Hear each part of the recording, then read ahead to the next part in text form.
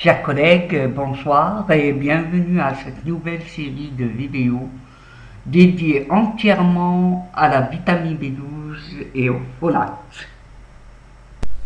Allez, comme introduction, je dirais que la vitamine B12 et l'acide folique jouent un rôle de cofacteur, c'est-à-dire ils sont des catalyseurs des réactions biochimiques. En fait, ils jouent le rôle de transporteurs de radicaux monocarbonés, tels que le méthyle, le méthylène, etc. Et donc, ils font partie des intégrantes de la synthèse des acides nucléiques, c'est-à-dire l'ADN et l'ARN. Et la carence d'un de ces facteurs va se répercuter sur l'ensemble des tissus à renouvellement rapide et en particulier le tissu hématopoïétique. Et bien comprendre les interactions du métabolisme de la vitamine B12 et de l'acide folique dans la synthèse de l'ADN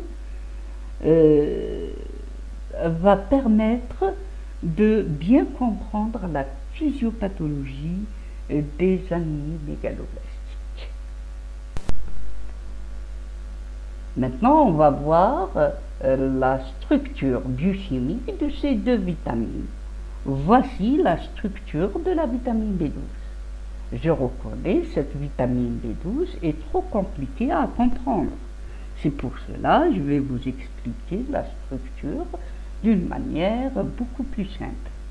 Donc, la vitamine B12 est composée d'un noyau de chorine. Ce noyau de chorine est centré par un atome de cobalt. Ce dernier est lié à 4 atomes d'azote sur le même plan. D'un côté de ce plan, il existe ce qu'on appelle un nucléotide, formé d'un ribose, d'un groupement phosphate et d'un diméthyle benzylmédazole. De l'autre côté de ce plan, le noyau de cobalt est lié à un groupement radical et selon la structure de ce radical, on a soit de la cyanocobalamin, si le radical est une cyanure, ou de l'hydroxycobalamin. Et ces deux composés, cyanocobalamine et hydroxycobalamine, forment les formes thérapeutiques des cobalamines, c'est-à-dire de la vitamine B12. Alors que si le radical est du méthyle ou du 5-désoxyadénosine, ceci va donner de l'hydroxycobalamine ou du 5-désoxyadénosylcobalamine. Et ces deux formes sont des formes actives naturelles. Voilà, maintenant c'est beaucoup plus facile de comprendre ces structures. Passons maintenant à la structure de la vitamine B9. Voilà, encore une fois, c'est trop compliqué. On va dissocier cette vitamine B9 en plusieurs parties. La première partie est de l'acide pétroïque. Et l'acide pétroïque est composé d'une périne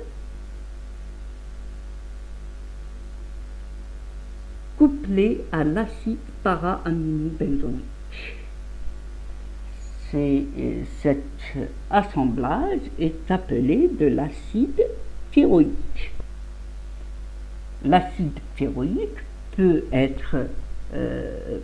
fixer une ou un groupement glutamique. Et l'acide thyroïque plus l'acide glutamique donne de l'acide folique. Et l'acide folique, rappelez-vous, c'est la molécule utilisée en thérapeutique par voie orale. Maintenant, cet acide folique peut se lier à plusieurs groupements glutamates. On appelle ça les polyglutamates. Généralement, les folates comprennent 3 à 7 groupements glutamates associés à de l'acide pétroïque. On appelle ça des folates naturels. Maintenant, les polyglutamates doivent subir des réactions d'oxydoréduction afin d'aboutir à des formes métaboliquement actives. La première réaction est la réduction des folates en position 5 et 6 par l'adjonction de résidus hydrogène, donnant naissance à la dihydrofolate. Si la dihydrofolate est encore réduite par 4 atomes d'hydrogène en position N5, N6, N7 et N8, ceci va donner naissance à la tétrahydrofolate. Ces deux formes, dihydrofolate et tétrahydrofolate, sont des formes métaboliquement actives au niveau cellulaire. Les tétrahydrofolates peuvent eux-mêmes fixer des groupements méthyl en position N5, donnant naissance à la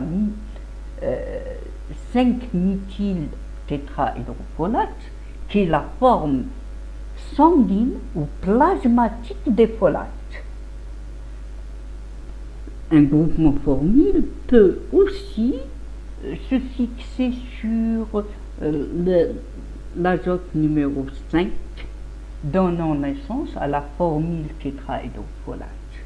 Et la 5 formyle tétrahydrofolate, c'est l'acide folinique. C'est la forme injectable utilisée en thérapeutique. Maintenant, les polyglutamates ou les tétrahydrofolates peuvent fixer des groupements méthylènes maintenant. Méthylène, c'est-à-dire CH2 en position 5 et 10, donnant de méthylène 5,10 méthylène tétrahydrofolate, qui est la coenzyme clé de la synthèse des thymidulates.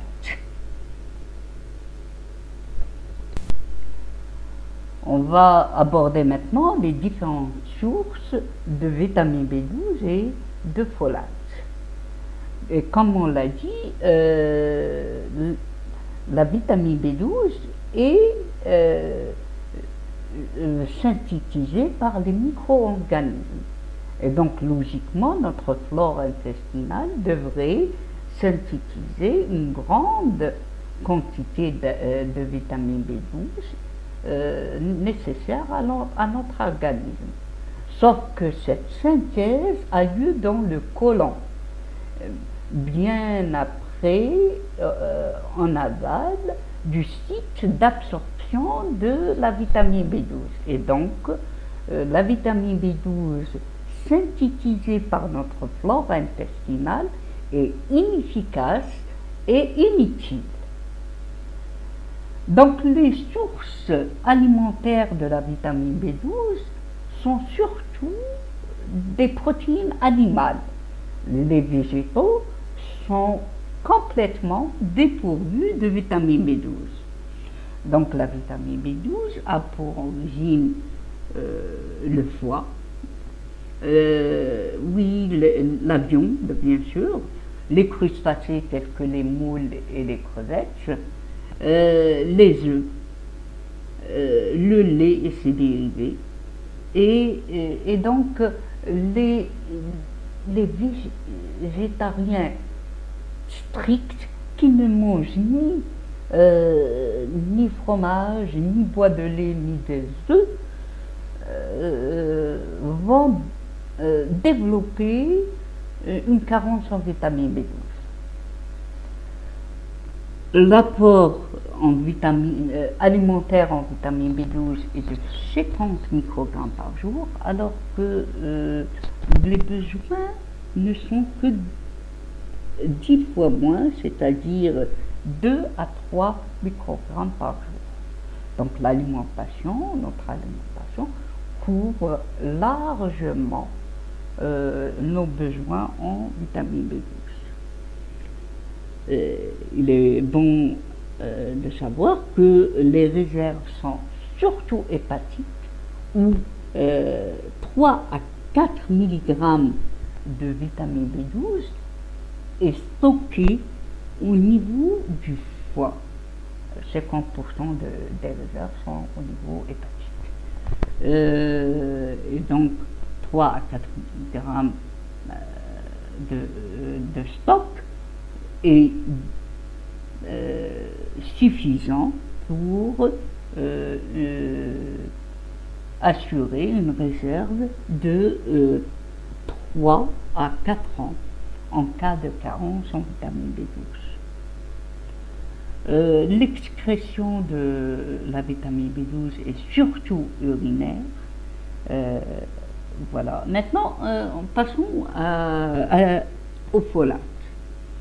Contrairement à la vitamine B12, les folates ne sont présents que dans les végétaux. Donc, et surtout les légumes verts tels que la laitue, le brocoli, les choux-fleurs, etc. Et ces végétaux, l'acide folique ou les folates résistent très mal à la cuisson. C'est-à-dire l'acide folique ou les folates sont présents dans les aliments crus. Et les fruits aussi, les fruits secs ou les fruits frais. La levure de bière contient une quantité assez importante de folates, alors que les protéines animales sont totalement dépourvues de folates, à part bien sûr le foie, parce que le foie est le lieu de réserve de l'acide folique.